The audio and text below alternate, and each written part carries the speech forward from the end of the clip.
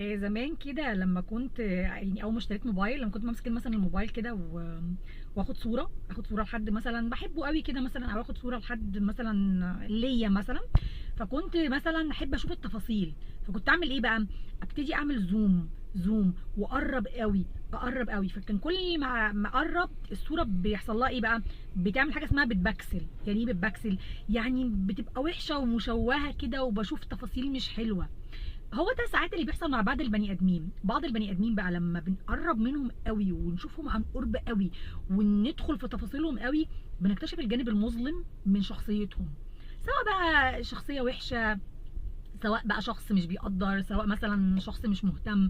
فلو انت عايز تعمل حاجه كويسه في صالحك، فما تحاولش تقرب قوي من بني ادمين، وخليك على بعد كده مسافه امنه منهم، بحيث ان انت ما تشوفش الوش التاني للبني ادمين، لان احنا كلنا زي القمر كده لينا وجه مظلم.